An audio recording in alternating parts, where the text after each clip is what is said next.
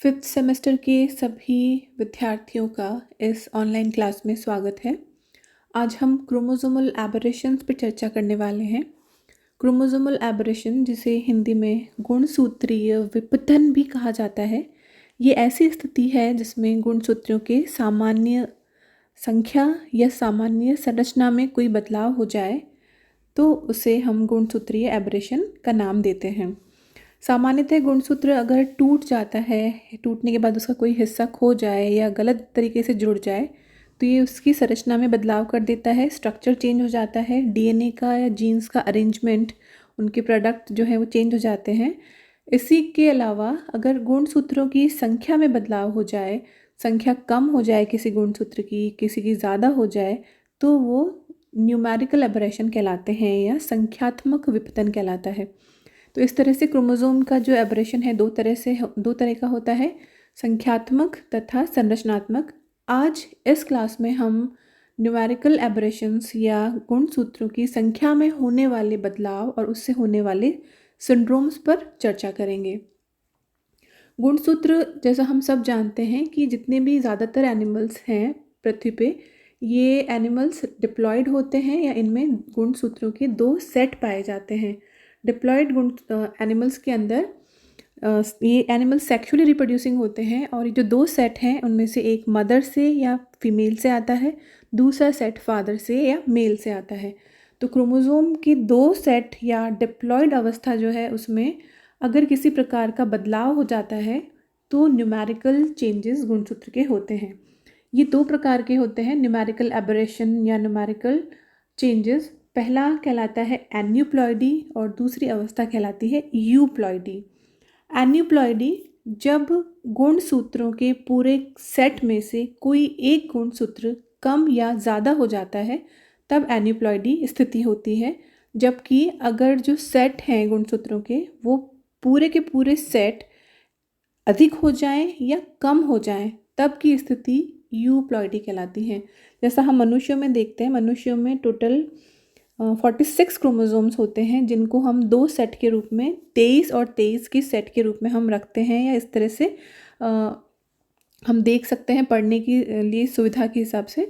तो जब पूरा सेट अगर बदल जाता है, पूरे 23 गुणसूत्र एक साथ ज़्यादा हो जाएं या 23 गुणसूत्र कम हो जाएं, पूरा एक सेट में बदलाव यूप्लॉइडी कहलाएगा। और अगर जो 46 क्रोमोसोम्स होते हैं या दो सेट हैं 23-23 के, उनमें से कोई एक गुणसूत्र, सिर्फ एक गुणसूत्र कम या ज़्यादा होता है तो एन्यूप्लॉइडी की अवस्था कहलाती है। एन्यूप्लॉइडी दो प्रकार के होते हैं, हाइपोप्लॉइड्स एंड हाइपरप्लॉइड्स। हाइपो, जैसा हम शब्द से समझ सकते हैं, जब संख्या कम हो जाती है या कोई भी चीज़ कम हो जाती है तो उसके लिए हम हाइपो शब्द यूज़ करते हैं, और जब ज़्यादा हो जाता है तब हम हाइपर शब्द यूज़ करते हैं। तो यहाँ हाइपोप्लॉइडी का अर्थ है गुणसूत्र कम हो रहा है। जो सामान्य डिप्लॉयड अवस्था है, सामान्य दो कंप्लीट सेट जो पाए जाते हैं उनमें से गुणसूत्र का कम होना, और हाइपरप्लॉइडी मतलब उस दो सामान्य सेट में किसी एक गुणसूत्र का अधिक हो जाना, एक या एक से अधिक। ये फिर से दो प्रकार से होते हैं। हाइपरप्लॉइड की अगर हम बात करें, गुणसूत्रों की संख्या कम होने की अगर हम बात करते हैं, तो ये मोनोसोमिक और नल्लीसोमिक दो प्रकार के होते हैं। मोनोसोमिक, जब सामान्य डिप्लॉयड गुणसूत्र, जिसको हम 2n से लिखते हैं, इसमें से कोई एक गुणसूत्र कम हो जाता है, पूरे कंप्लीट सेट में से कोई सिंगल क्रोमोसोम अगर किसी भी कारण से नष्ट हो जाए या कोशिका से खो जाए, तब इस अवस्था को हम मोनोसोमिक कहते हैं और इसको हम 2n-1 जैसा यहाँ दिखाया गया है इस तरह से लिखते हैं। ऐसे ही नल्लीसोमिक होता है जिसमें गुणसूत्र कम हो रहे हैं लेकिन इसमें पूरा एक गुणसूत्र का सेट, मतलब कोई दो समान गुणसूत्र, एक जैसे दिखने वाले, एक जैसी संख्या वाले गुणसूत्र जो हैं वो अगर मिसिंग होते हैं, जिसे हम होमोलोगस गुणसूत्र कहते हैं, तब ये अवस्था नल्लीसोमिक कहलाती है। और क्योंकि दो गुणसूत्र कम है इसलिए इसको हम 2n-2 लिख रहे हैं। 2n का मतलब है सामान्य अवस्था थी, उसमें से दो गुणसूत्र कम। ऐसे ही जब हम हाइपरप्लॉइडी की बात करें, ज़्यादा गुणसूत्रों की संख्या बढ़ जाने वाली बात करें, तो ये ट्राइसोमिक और टेट्रासोमिक दो तरह से पढ़ते हैं हम। ट्राइसोमिक, ट्राई का आप अर्थ जानते हैं, ट्राई का मतलब होता है 3। मतलब सामान्य तौर पर जो गुणसूत्र दो होते हैं, दो की संख्या में या दो के पेयर में प्रेजेंट होते हैं, अब वहाँ उस गुणसूत्र की एक एक्स्ट्रा कॉपी प्रेजेंट है। तो सामान्यतः जो सेट है वो दो का होता है, लेकिन यहाँ पर एक एक्स्ट्रा होने से ट्राई हो गया है, तीन संख्या हो गई है, इसलिए ट्राइसोमिक्स कहलाते हैं। और संख्या बढ़ रही है इसलिए यहाँ हम 2n+1 से लिखते हैं। तो having extra chromosomal copy of one homologous chromosome in a diploid set. ऐसे ही टेट्रासोमिक का अर्थ है कि गुणसूत्र, किसी भी गुणसूत्र की 4 कॉपीज प्रेजेंट है। टेट्रा मीन्स 4, और सामान्य अवस्था में 2 होती हैं, लेकिन 2 के अलावा 2 एक्स्ट्रा हो गई हैं, इसलिए इसको हम 2n+2 से लिखते हैं। और हम कह सकते हैं कि होमोलोगस क्रोमोसोम का के साथ 2 एक्स्ट्रा कॉपीज प्रेजेंट हैं उसी गुणसूत्र की। ऐसे ही हम देखेंगे यूप्लॉइडी। यूप्लॉइडी में हमने बात की थी कि पूरा गुणसूत्र का जो सेट है वो सेट एक्स्ट्रा प्रेजेंट है। सेट जो है वो ज़्यादा हो रहा है या कम भी हो सकता है। जैसे यहाँ हम इसके प्रकार पढ़ते हैं जब यूप्लॉइडी के, तो सबसे पहले हम देखते हैं मोनोप्लॉइडी। मोनो का मतलब होता है 1 या एक, जिसको हम एक्स से डिनोट भी कर रहे हैं यहाँ पे। मोनोप्लॉइडी के अंदर पूरा एक गुणसूत्र का सेट मिसिंग होता है या कम हो जाता है, तो इस अवस्था को हम एक्स से लिखते हैं, या कई जगह आप एन भी पाएंगे, एन से भी लिख सकते हैं। तो जैसा हमने पहले भी डिस्कस किया था कि सामान्य अवस्था जो है वो 2x होती है, मतलब क्रोमोसोम के 2 सेट प्रेजेंट होते हैं।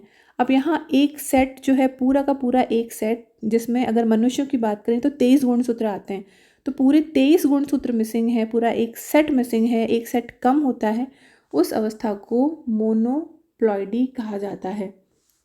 ऐसे ही डिप्लॉइडी जनरली नॉर्मल अवस्था है जितने भी सेक्सुअली रिप्रोड्यूसिंग ऑर्गेनिजम्स हैं उनके लिए। लेकिन अगर कोई एनिमल ऐसा है जो हैप्लॉइड हो या मोनोप्लॉइड हो, उसके लिए ये अवस्था, गुणसूत्र का सेट बढ़ जाना या 2 हो जाना, ये एबनॉर्मल हो सकती है। लेकिन ज़्यादातर जो ऑर्गेनिजम्स अर्थ पे हैं उनके लिए डिप्लॉइड अवस्था सामान्य होती है, उनके लिए मोनोप्लॉइड अवस्था थोड़ी एबनॉर्मल होती है। इसके बाद पॉलीप्लॉइडी की हम बात करते हैं। पॉलीप्लॉइड से हम समझ सकते हैं जिसको हम हिंदी में बहुगुणिता कहते हैं। बहु मतलब ज़्यादा हो जाना। तो नॉर्मल अवस्था में जो गुणसूत्रों के 2 सेट होते हैं उससे अगर ज़्यादा हो जाए तब वो बहुगुणिता कहलाती है। सेट अगर 3 हो जाते हैं तो इसको हम ट्रिप्लॉइड कहते हैं। अगर गुणसूत्रों के 2 एक्स्ट्रा सेट प्रेजेंट हैं, मतलब टोटल 4 सेट हैं, तो वो टेट्राप्लॉइड। ऐसे ही पेंटाप्लॉइड, हेक्साप्लॉइड, इस तरह से हम उनको नाम दे देते हैं। जितने भी गुणसूत्रों के सेट बढ़ रहे हैं उसके आधार पर ही ये यूप्लॉइडी कहा जाता है। तो यहाँ एक चीज़ क्लियर, आप वापस से रिवाइज करें कि गुणसूत्रों की संख्या में जब बदलाव आ जाता है, सामान्यतः जितनी होनी चाहिए उससे कम हो जाना या उससे ज़्यादा हो जाना, वो अवस्था न्यूमेरिकल चेंजेस या न्यूमेरिकल एबरेशन कहलाती है। एबरेशन का मतलब होता है कुछ गलत हो जाना, कुछ विपतन हो जाना, कुछ गड़बड़ी। तो यहाँ गुणसूत्रों की संख्या में गड़बड़ी से हम बात कर रहे हैं, उसकी हम चर्चा कर रहे हैं, जो 2 प्रकार की हो सकती है। एन्यूप्लॉइडी, जिसमें पूरे द्विगुणित डिप्लॉइड सेट से कोई एक गुणसूत्र जो है वो कम या ज़्यादा होता है, जबकि यूप्लॉइडी, इसमें कंप्लीट सेट के अंदर हम वेरिएशन देखते हैं। अब हम एक बार डिस्कस करेंगे एन्यूप्लॉइडी वर्सेस पॉलीप्लॉइडी। जैसा हमने पहले भी पढ़ा है कि एन्यूप्लॉइडी का मतलब होता है किसी एक सेट की संख्या का कम हो जाना, किसी एक गुणसूत्र की संख्या का कम हो जाना। जो सामान्य सेट था, जो सामान्य डिप्लॉइड अवस्था थी, उसमें से एक गुणसूत्र जो है वो कम या ज़्यादा हो रहा है। Presence of abnormal number of chromosome. यहाँ पे हम सेट ऑफ क्रोमोसोम की बात करेंगे। एन्यूप्लॉइड में हम नंबर ऑफ क्रोमोसोम बोल रहे हैं, गुणसूत्र की संख्या कम या अधिक होना, जबकि यूप्लॉइड या पॉलीप्लॉइड में गुणसूत्रों के सेट की संख्या अधिक या कम होना। इस तरह से आप लिखेंगे। जो एन्यूप्लॉइड हैं ये ह्यूमंस में कॉमन होते हैं, मतलब कोई एक गुणसूत्र कम या अधिक हो जाता है तो इसके बाद भी सामान्य तौर पर जो मनुष्य है वो सर्वाइव कर लेता है, या diploid sexually reproducing organism survive करते हैं, लेकिन कुछ डिफेक्ट के साथ में, कुछ सिंड्रोम्स के साथ में वो जीवित रह सकते हैं। लेकिन अगर पूरा गुणसूत्र का सेट कम या ज़्यादा हो जाता है तो ये अवस्था घातक होती है और इसमें सर्वाइवल रेट, मॉर्टेलिटी ज़्यादा होती है, सर्वाइवल नहीं होता। इसलिए ये अवस्था ह्यूमंस में रेयर है, मतलब जीवित ही नहीं रहेगा प्राणी तो हम उसको ऑब्जर्व नहीं कर सकते, या हम हमारे आसपास इस तरह की स्थितियाँ पाई ही नहीं जाती, रेयर है। जबकि एन्यूप्लॉइड सिंगल गुणसूत्र के कम या ज़्यादा होने के बाद भी मनुष्य जीवित तो रहता है। एन्यूप्लॉइडी के हम प्रकार देखें तो ये नलीसोमी, मोनोसोमी, डाइसोमी, ट्राइसोमी, टेट्रासोमी, इस तरह से प्रकार हैं। मोनोसोमी और नलीसोमी में गुणसूत्र की संख्या कम हो जाती है, जबकि ट्राइसोमी, टेट्रासोमी में संख्या ज़्यादा हो रही है, लेकिन गुणसूत्रों की संख्या में बदलाव आ रहा है, इसी को हम एन्यूप्लॉइडी कहते हैं। इसके अलावा जो पॉलीप्लॉइड की हम बात कर रहे थे, अंतर देख रहे थे, तो पॉलीप्लॉइड के जो प्रकार हैं वो ट्रिप्लॉइड, टेट्राप्लॉइड, हेक्साप्लॉइड, ऑक्टाप्लॉइड, इस तरह से संख्या कितनी बढ़ रही है, सेट कितने ज़्यादा हो रहे हैं, गुणसूत्रों का कंप्लीट सेट कितना ऐड हो रहा है, कितना एक्स्ट्रा आ गया है, उसी आधार पर 3, 4, 5 या ट्राई, टेट्रा, पेंटा, इस तरह से नाम दे दिए जाते हैं। एन्यूप्लॉइड्स जनरली जो हैं वो सिंड्रोम उत्पन्न करते हैं, मतलब अगर किसी में गुणसूत्र कम हो गया है तो कोई डिजीज़ कॉज करेगा, सिंड्रोम कॉज करेगा, और बहुत केसेस ऐसे भी होते हैं जिनमें ये लीथल भी होते हैं और मॉर्टेलिटी भी कॉज करते हैं। जबकि ट्राइप्लॉइड, टेट्राप्लॉइड सिचुएशन ह्यूमंस में तो हमेशा ही लीथल है, इसमें कभी ये नहीं होगा कि वो सर्वाइव कर जाएं। ट्राइप्लॉइड, टेट्राप्लॉइड जो हैं ये प्लांट के केस में सर्वाइवल होता है, और हम प्लांट के केस में कई बार ये नॉर्मल कंडीशन भी होती है कि टेट्राप्लॉइड गेहूँ है या कोई और जो स्पीशीज़ हैं प्लांट की, किसी फ्रूट की, वो पॉलीप्लॉइड हो सकती हैं। पर मनुष्यों के केस में, एनिमल्स के केस में इस तरह की अवस्था थोड़ी कम देखी जाती है। Again we are here trying to discuss कि किस तरह से क्रोमोसोम के सेट में बदलाव होता है, वो समझने के लिए ये स्लाइड दिखाई गई है। जैसा यहाँ देख सकते हैं, ये नॉर्मल अवस्था है। इस नॉर्मल अवस्था में 4 गुणसूत्र दिखाए गए हैं। 4 गुणसूत्र 2 सेट में दिखाए गए हैं। जैसे ये आप देख सकते हैं, एक पेयर है एक जैसे दिखने वाले गुणसूत्र का, जिसको होमोलोगस पेयर कहते हैं। ऐसे ये सेकेंड पेयर है, third pair and fourth pair, जिसको हम कह सकते हैं पहला गुणसूत्र, दूसरा गुणसूत्र, तीसरा और चौथा गुणसूत्र। तो 4 गुणसूत्र हमेशा जैसे इसमें हम देख पा रहे हैं 2 सेट में प्रेजेंट हैं 2n के रूप में। अब जब हम पॉलीप्लॉइड कंडीशन की बात करते हैं या यूप्लॉइड कंडीशन की बात कर रहे हैं यहाँ पे, तो यहाँ पर पॉलीप्लॉइडी में दिखाया गया है ट्रिप्लॉइड। ट्रिप्लॉइड का मतलब होता है 3 सेट हो जाना। सेट का अर्थ है हर गुणसूत्र बढ़ रहा है, हर गुणसूत्र की संख्या बढ़ेगी तभी वो पूरा सेट बढ़ पाता है। तो यहाँ आप देख सकते हैं फर्स्ट क्रोमोसोम की भी 3 संख्या हो गई है, सेकंड क्रोमोसोम की नंबर या उसकी कॉपीज़ भी 3 प्रेजेंट है, ऐसे ही थर्ड और फोर्थ भी, ये सारे गुणसूत्र जो हैं उनकी संख्या 3 हो गई है, पूरा सेट एक्स्ट्रा ऐड हो गया, और ये हम कहते हैं कि ट्रिप्लॉइड कंडीशन है। ऐसे ही नेक्स्ट हम देख सकते हैं टेट्राप्लॉइड, जिसमें हर गुणसूत्र 4 कॉपीज़ में प्रेजेंट है, फर्स्ट गुणसूत्र भी, सेकेंड वाला भी, थर्ड भी और फोर्थ भी। तो सभी क्रोमोसोम्स जब बढ़ रहे हैं, पूरा सेट बढ़ जाता है, तब ये अवस्था यूप्लॉइडी कहलाती है, या हम इसको पॉलीप्लॉइडी में रखते हैं, बहुगुणिता में रखते हैं।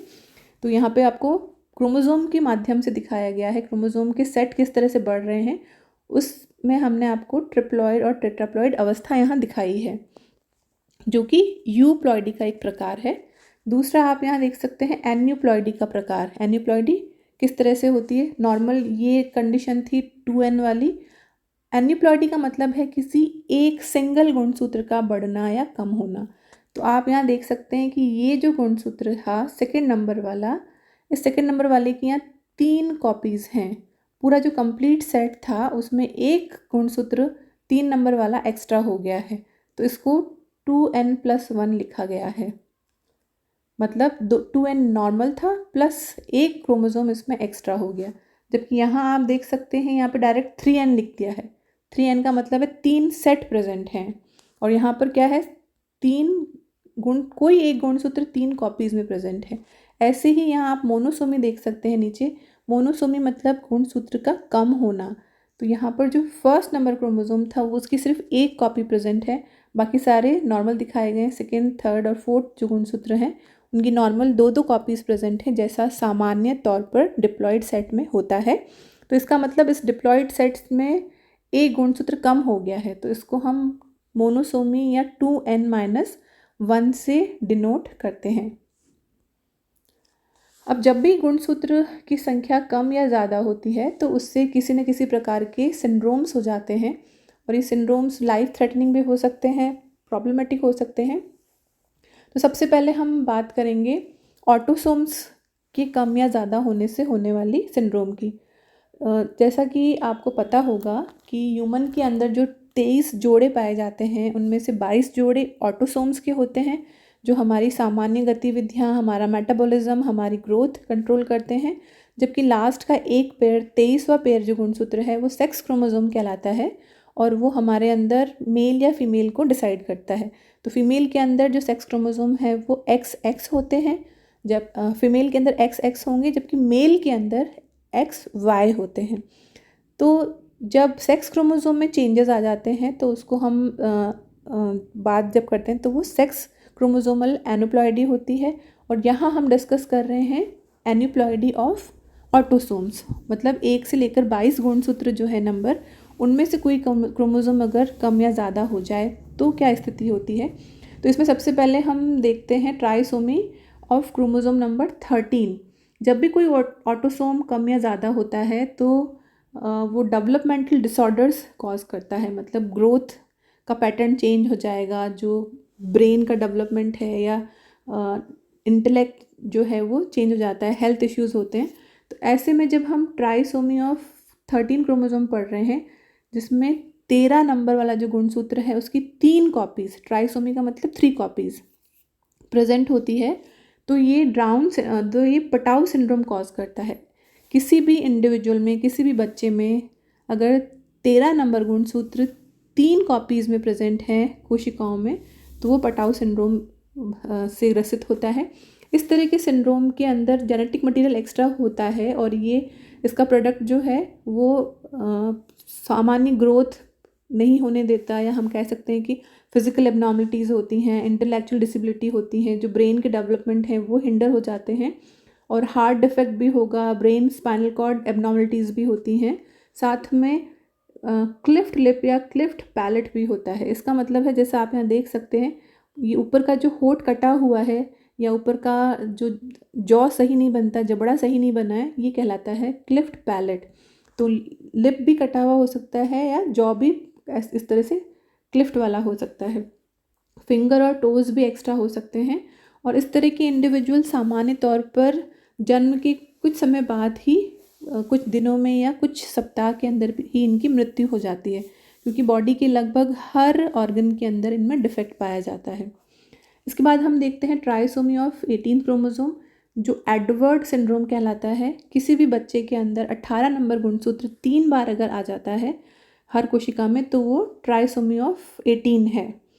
इस तरह के जो भी शिशु होते हैं उनमें भी पटाऊ सिंड्रोम की तरह सभी प्रकार के हेल्थ प्रॉब्लम्स होते हैं, और इनकी मॉर्टेलिटी रेट्स जो हैं वो भी बहुत ज़्यादा होती हैं।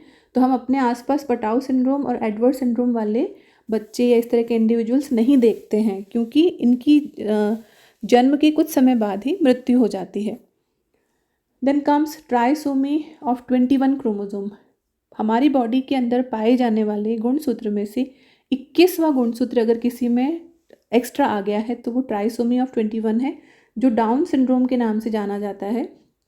डाउन सिंड्रोम इंडिविजुअल्स जो हैं, इनकी सर्वाइवल रेट काफ़ी ज़्यादा होती है, मतलब इनमें प्रॉब्लम्स होंगी, इनमें डिफेक्ट्स पाए जाएंगे, लेकिन इनकी मृत्यु नहीं होती, मतलब डिफेक्ट इतने सीवियर नहीं होते हैं, या कुछ समय तक इनकी लाइफ को सपोर्ट करते हैं, कुछ समय तक ये जीवित रह सकते हैं। तो इसीलिए हम अपने आसपास जो क्रोमोसोमल एबरेशन के केसेस देखते हैं या इस तरह के इंडिविजुअल्स देखते हैं, उनमें सबसे ज़्यादा डाउन सिंड्रोम के इंडिविजुअल आपको नज़र आएंगे। डाउन सिंड्रोम या ट्राइसोमी ऑफ 21 जब होती है तो फेस जो है वो आगे से फ्लैट होता है, बिल्कुल नाक छोटी सी होगी, और नाक के ऊपर जो दोनों आँखों के बीच का ब्रिज पाया जाता है ये एकदम फ्लैट या चपटा होता है। गर्दन इस तरह के इंडिविजुअल्स में लंबी नहीं होती, बिल्कुल धड़ से चिपकी हुई छोटी गर्दन होती है, और जीभ चिपकी हुई होती है अंदर की तरफ। आँखें थोड़ी सी टेढ़ी होती हैं, थोड़ी सी स्लैंट आईलिड्स होती हैं, और स्किन का कवर जो है वो आँखों को थोड़ा सा ढके हुए होता है। कान छोटे होते हैं और राउंडेड होते हैं। इस तरह के इंडिविजुअल्स हम अपने आसपास बहुत कॉमनली देखते हैं। तो ये सारे जो भी लक्षण है ये हैं डाउन सिंड्रोम के। इसके बाद अभी हमने जो डिस्कस किया है ये हमने ऑटोसोम अगर ज़्यादा हो जाते हैं वो चीज़ डिस्कस की। अब हम सेक्स क्रोमोसोम की बात करेंगे। एक्स या वाई में अगर कोई बदलाव आता है तो किस तरह की स्थितियाँ उत्पन्न होती है वो यहाँ हम डिस्कस करने वाले हैं। ट्राइसोमी ऑफ सेक्स क्रोमोसोम, जब 47XXY इस तरह की स्थिति होती है, मतलब किसी मेल के अंदर जिसमें सामान्य तौर पर X और Y ही होना चाहिए था उसमें एक X एक्स्ट्रा आ जाए, तब उसको क्लिनफेल्टर सिंड्रोम कहेंगे। और इस सिंड्रोम के अंदर जो सिम्टम्स हैं उसमें सामान्य तौर पर जो मेल होता है उसमें फीमेल के लक्षण उत्पन्न होने लग जाते हैं। तो जो प्यूबर्टी होती है या युवा अवस्था होती है तब तक वो बच्चा एक सामान्य मेल या एक बालक के रूप में दिखता है, लड़के के रूप में दिखता है। लेकिन प्यूबर्टी या टीनेज आते ही उसमें क्योंकि एक्स क्रोमोसोम एक्स्ट्रा है जो कि फीमेल के लक्षण उत्पन्न करता है, तो ऐसे इंडिविजुअल्स में, क्लिनफेल्टर सिंड्रोम वाले इंडिविजुअल्स में लेडीज़ के, महिलाओं के लक्षण उत्पन्न होने लगते हैं, जिसमें इनकी मसल्स जो है वीकनेस होती है, मसल्स थोड़ी वीक होती हैं और हम कह सकते हैं कि बॉडी पे बाल कम होंगे, चेहरे पर और बॉडी पे बाल कम होते हैं। जबकि नॉर्मली हम टीन एज में देखते हैं लड़कों के फेस पे मुस्टैचेस, मूछें आना या दाढ़ी उगना, इस तरह की स्थिति होती है। लेकिन क्लिनफेल्टर सिंड्रोम के इंडिविजुअल में ये सारे लक्षण उत्पन्न नहीं होते हैं। इनमें हिप्स ब्रॉड होते हैं और ब्रेस्ट का डेवलपमेंट होने लग जाता है। तो मेल के अंदर, बॉय के अंदर हल्का सा ब्रेस्ट डेवलप होना, ये अवस्था गायनेकोमेस्टिया कहलाती है। इस तरह के इंडिविजुअल्स में या तो टेस्टिकल वृषण ढंग से डेवलप हो ही नहीं पाते हैं, या अगर डेवलप्ड हैं भी तो बिल्कुल छोटे और पुअरली फंक्शनिंग टेस्टिकल्स या वृषण होते हैं। तो यहाँ पर जो आप देख रहे हो इसमें क्लियर नहीं हो पाता है कि ये मेल है या फीमेल है। कुछ फीचर्स इसमें आपको फीमेल के भी दिख रहे हैं, कुछ फीचर्स इसमें आपको मेल के दिख रहे हैं। तो ये स्थिति जो है वो क्लिनफेल्टर सिंड्रोम में हो जाती है। ये एक तरह की पॉलीसोमी है, मतलब जैसे हमने हाइपरसोमी कह सकते हैं, इसको हाइपरप्लॉइडी कह सकते हैं, एक गुणसूत्र इसमें ज़्यादा हो गया है। इसके अलावा हम देखते हैं ट्रिपल एक्स सिंड्रोम, जिसमें फीमेल के अंदर एक गुणसूत्र एक्स्ट्रा आ जाता है। मतलब सामान्य तौर पर 2 एक्स पाए जाते हैं, लेकिन यहाँ पर एक गुणसूत्र एक्स्ट्रा प्रेजेंट है। और जो भी अफेक्टेड इंडिविजुअल्स होंगे उनमें डेवलपमेंटल डिसेबिलिटीज़ होंगी, लर्निंग इश्यूज़ होंगे, फिजिकल एबनॉर्मलिटीज़ होंगी और एक नॉर्मल फीमेल जैसी वो सामान्य तौर पर नज़र नहीं आती। इसके अलावा जब किसी मेल में एक वाई गुणसूत्र एक्स्ट्रा हो जाए, सामान्य तौर पर मेल के अंदर XY पाए जाते हैं, लेकिन XYY 1Y एक्स्ट्रा क्रोमोसोम आते ही उनमें जैकब सिंड्रोम या जैकबसन सिंड्रोम हो जाता है। इस तरह के इंडिविजुअल्स को सुपर मेल कहा जाता है। इनकी हाइट एक्स्ट्रा होती है और साथ में इनकी IQ थोड़ी सी लो होती है। इनमें स्केलेटल एबनॉर्मलिटीज़ हो सकती हैं और इस तरह के इंडिविजुअल्स एग्रेसिव होते हैं, मतलब इनको बहुत ज़्यादा, बहुत जल्दी गुस्सा आता है, ये लड़ाई झगड़े में बहुत प्रोन होते हैं और थोड़ा क्रिमिनल इंक्लिनेशन भी कहा जा सकता है कि बहुत जल्दी एग्रेसिव होकर बहुत गलत ढंग से कुछ करना, ये इस तरह की क्रिमिनल एक्टिविटीज़ इस तरह की एग्रेशन के साथ इन इंडिविजुअल्स में देखी जाती हैं। तो आज हमने न्यूमेरिकल चेंजेस के बारे में बात की, न्यूमेरिकल एबरेशंस की बात की, जो कि 5th सेमेस्टर का टॉपिक है। धन्यवाद।